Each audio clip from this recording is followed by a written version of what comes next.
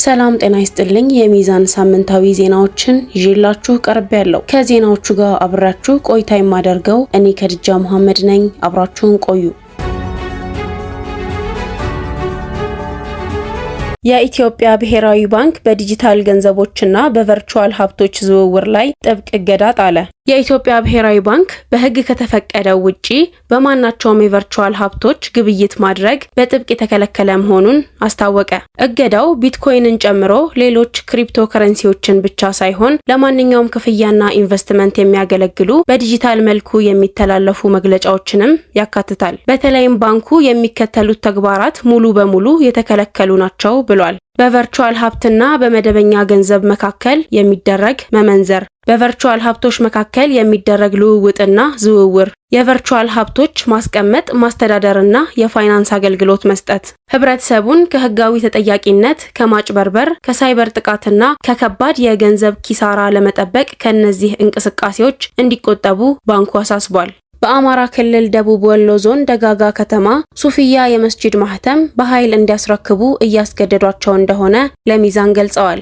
ለሚዛን እንደገለጹት በደቡብ ወሎ ዞን አልብኮ ወረዳ ደጋጋ ከተማ የመስጂድ ማህተምና አካውንት ስልጣንን መከታ በማድረግ የሚቀማበት የግፍ አካባቢ ሆኗል ብለዋል። መስጂድ በእስልምና ውስጥ ልዩ ቦታ ያለው ቅዱስ ስፍራ፣ የአላህ ቤት፣ የአምልኮ፣ የእውቀት፣ የሰላም፣ የመልካም ስነ ምግባር መማሪያ፣ የሙስሊሙ ማህበረሰብ የአንድነትና የወንድማማችነት መገናኛ ማዕከል ነው ያሉ ሲሆን የመስጂድ አስተዳደር በምዕመናን ፍቃድ ከጫናና ከማንኛውም የኃይል ጣልቃ ገብነት በራቀ መልኩ ነው ሊመረጥ የሚገባው ሲሉ የኃይል እርምጃውን ተቃውመዋል። ነገር ግን በደጋጋ ከተማ የዋሃብያው ቡድን ባመጣቸው የመንግስት ሹመኞች በኃይልና ማስፈራራት ህግ አላከበራችሁም በማለት ኮሚቴ የነበሩትን ለ15 ቀናት የእስር ፍርድ በማስወሰን ለዋሃብያው ቡድን የመስጂዱን አካውንትና ማህተም እንዲሰጥ እየተደረገ ነው ብሏል። የህዝብን ድምጽ በማፈን ያለ ህዝብ ፍቃድ በህግ ጣልቃ ገብነትና በግፍ ከሱፊያው ማህበረሰብ እየተነጠቁ የዋሃብያ ሰዎች እንዲረከቡ ተደርጓል።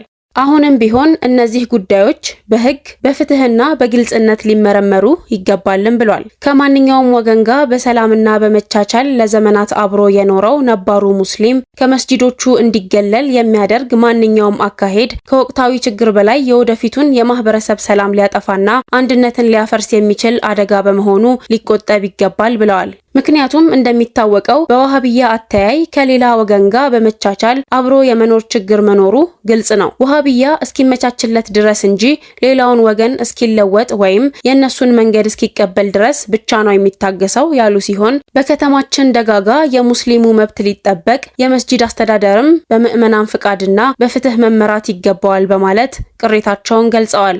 የሚመለከታቸው አካላትም የሚነሱ ቅሬታዎችን በጥንቃቄ በግልጽነትና በፍትህ መንፈስ እንዲመለከቱትና እንዲመረምሩ ጥሪ እንደሚያቀርቡ ገልጸዋል። ይህ በእንዲህ እንዳለ በተያያዘ ዜና በሰሜን ሸዋ ሸኖ ከተማ ያሉ ሙስሊሞች ተቸግረዋል ሲሉ ለሚዛን አሳውቀዋል። ሙስሊሞቹ እንዳሉት ባለፈው በድንገት ኡስታዝ ይዘን እንመጣለን ተብሎ ዶክተር ጄላንንና ሼህ መሐመድ አህመድን መምጣታቸው ይታወቃል። ይሁን እንጂ በማን ግብዣ እንደመጡ ግልጽ አልነበረም ያሉት ሙስሊሞቹ መጅሊስ አልተወያየበትም፣ ሸኖ መጡ፣ የመድረክ አስተዋዋቂ ዋህደቱል ኡማ የሚባለው ማህበር አባላቶች ነበሩ ብለዋል። ከ3 ወር በኋላ የከተማው 97% የአህሉል ሱና ወልጀማዓ ተከታይ የመሻፊዒ መዝሐብ ተከትሎ የሚኖር በመሆኑ ያመጡት ወሃቢያ ኡስታዝ ጋር አንቀራም በማለት ደረሳ ሲያጣ ከደቡብና ምስራቅ ወለጋ አካባቢ 50 ሐፊዝ ይሁኑ አይሁኑ አይታወቅም ሸኖ አምጥተው አሰፈሯቸው። ማህበረሰቡን ቀልቡን በማለት መቀመጫ አሳጡ።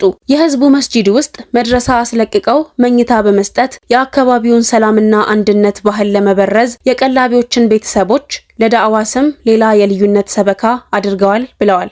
መጅሊሱ ለማህበረሰቡ ልጆች ያልተሰጠ ድጋፍና እንክብካቤ ተሰጥቷቸው ሼኩም ከውጪ ደረሳም ከውጪ ችግሩ ለጸጥታ አካል የደረሰ ሲሆን እውነታውን ማጣራት ይቻላል።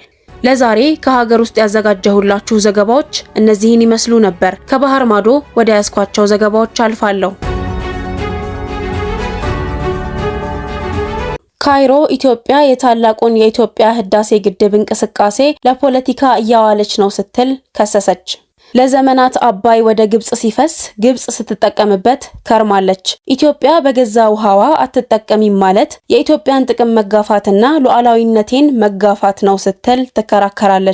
ካይሮ ኢትዮጵያ የታላቁን የኢትዮጵያ ህዳሴ ግድብ በናይል ወንዝ ላይ የሚደረገውን እንቅስቃሴ በአንድ ወገን በግብጽና በሱዳን ላይ ፖለቲካ እያደረገች ነው ስትል ከሳለች። በአንድ ወገን የግብጽንና የሱዳንን የውሃ መጠን በመቀነሱ ማህበረሰባችንን ተጎጂ አድርጓል ስትል ትናገራለች። የግብጽ የውጭ ጉዳይ ሚኒስተር ባድር አብደላቲ በካይሮ ከሞዛምቢክ የውጭ ጉዳይ ሚኒስተር ማኑዌላ ሉካስ ጋር በጋራ ጋዜጣዊ መግለጫ ሰጥተዋል።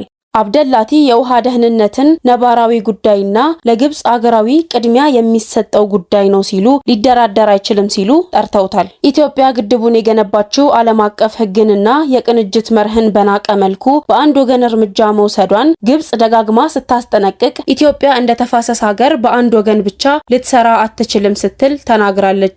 ኢትዮጵያ ግድቡን ከሁለቱ የታችኛው የተፋሰሱ ሀገራት ግብጽና ሱዳን ጋር በቅንጅት ሳታስተባብር ፖለቲካዊ በሆነ መንገድ ስትመራ ኖራለች ሲል ክስ ሰንዝሯል። መሰል እርምጃዎች ከፍተኛ አሉታዊ ተጽዕኖች እንዳሉት አስጠንቅቀዋል።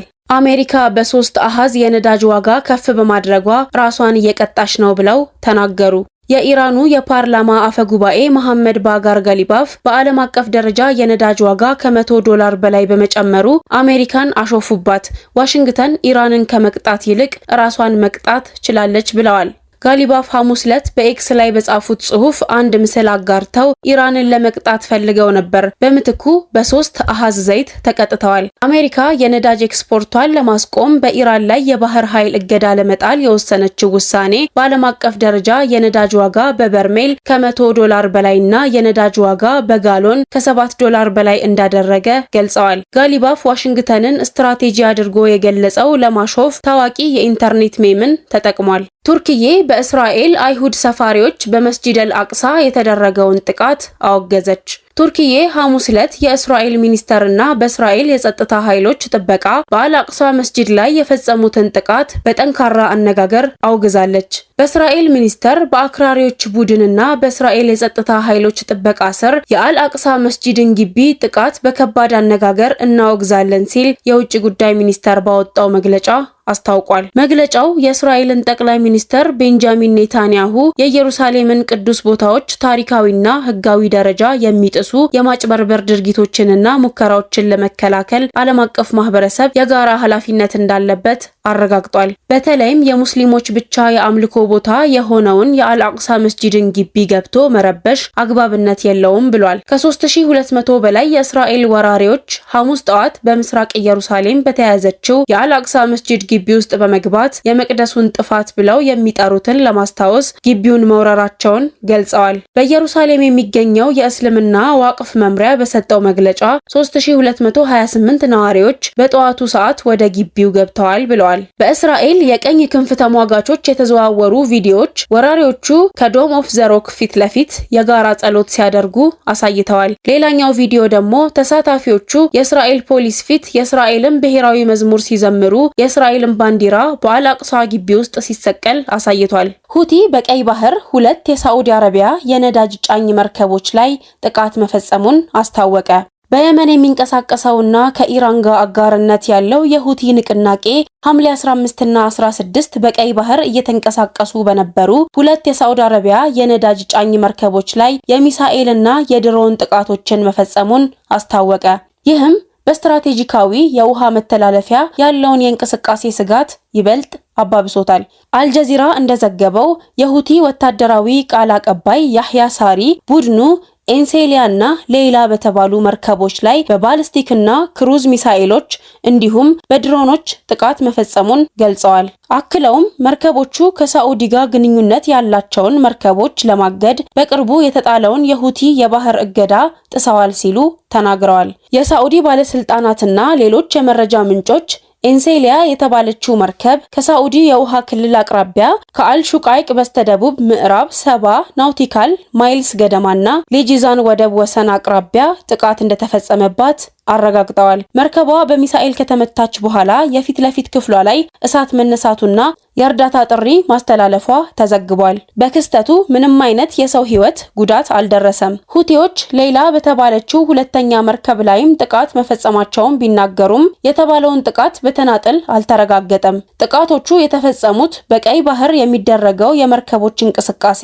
መስተጓጎል በከፍተኛ ሁኔታ በጨመረበት ወቅት ነው። ሮይተርስ እንደዘገበው 5 የነዳጅ ጫኝ መርከቦች ባብ ኤል ማንዳብን ላለማለፍ ረቡዕ ዕለት አቅጣጫቸውን የቀየሩ ሲሆን ወደ ቻይናና ህንድ ያመሩ የነበሩ የሳዑዲን ነዳጅ የጫኑ 3 መርከቦች ደግሞ ማክሰኞ ዕለት ጉዟቸውን አቋርጠው ተመልሰዋል። እነዚህ ክስተቶች ሁቲዎችና ከሳዑዲ ጋር ግንኙነት ባላቸው የባህር ላይ እንቅስቃሴዎች ላይ የሚያደርሱትን ማስፈራሪያ፣ በቀይ ባህርና በባብ ኤል ማንዳብ ጠባብ የባህር መስመር ደህንነት ላይ ያለውን ስጋት አብዝተውታል። ይህ መስተጓጎል በሳዑዲ የነዳጅ ኤክስፖርት ላይ ሊያደርስ የሚችለውን ተጽዕኖ አስመልክቶ ስጋት ፈጥሯል። ባለፉት 3 ቀናት የነዳጅ ዋጋ ጭማሪ ያሳየ ሲሆን የብሬንት ድፍድፍ ነዳጅ ዋጋ በ1 ባሬል ወደ $96 መጠጋቱ ተዘግቧል። ራሱን የዓለም ሙስሊም ሊግ ብሎ የሚጠራው ተቋም መሪ ኢራንን አውግዘው መግለጫ ሰጡ። የሙስሊም ዓለም ሊግ ኢራን በኩዌት በባህሬንና በዮርዳኖስ ላይ የምትፈጽመውን ተደጋጋሚና አጥፊ ጥቃት በጥብቅ አወገዘ።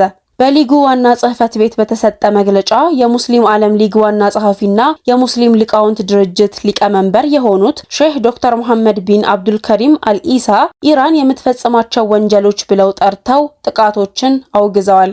በተቃራኒው ኢራን በአሜሪካና እስራኤል የተቃጣባትን ወረራ አለማውገዛቸው በርካቶችን አሳዝኗል። በተለይም ሰብአዊነትን ሐቅን ከሚሰብከው የእስልምና ሃይማኖት አስተምሮ የራቀ በመሆኑ የመሪው መግለጫ ተገቢነት የለውም ተብሏል። መሪው በኢራን ላይ የሚደርሰውን ሰብአዊ ቀውስ ሳያወግዙ ኢራንን ማውገዛቸው ለአሜሪካ ያላቸውን ድጋፍ ያሳያል በሚል ትችት አስተናግደዋል። መሪው አስከትለው የኢራን ጥቃቶች ሲቪሎችን እንዲሁም ወሳኝ መሰረተ ልማቶችንና ተቋማትን ያነጣጠሩ ሲሆን ሁሉም ሃይማኖታዊ እሴቶች፣ ዓለም አቀፍና ሰብአዊ ህጎችን እንዲሁም መርሆችን የሚጥሱና ለክልሉ ደህንነት መረጋጋት እንዲሁም ለህዝቦቹ ደህንነት ስጋት የሚፈጥሩ መሆናቸውን አስገንዝበዋል። ሼኩ ኩዌት፣ ባህሬንና ዮርዳኖስ ደህንነታቸውን፣ ሉዓላዊነታቸውን እንዲሁም የዜጎቻቸውንና ነዋሪዎቻቸውን ደህንነት ለመጠበቅ በሚወስዱት ማንኛውም እርምጃ የሊጉን ሙሉ ድጋፍና አጋርነት አረጋግጠዋል። ከሃይማኖት ተቋም በማይጠበቅ መልኩ ኢራንን አውግዘን ከጎናችሁ እንሆናለን በማለት ሀገራቱን ኢራንን እንዲወጉ ያስተላለፉት መልእክት ከጽዮናውያንና ከወራሪዎች ጋር ከማበር አይተናነስም በሚል ተወግዘዋል። ለሳምንቱ ከሚዛን ሚዲያ ያዘጋጀሁላችሁ ዘገባዎች እነዚህን ይመስሉ ነበር። በቀጣይ እስከምንገናኝ መልካም ሳምንት።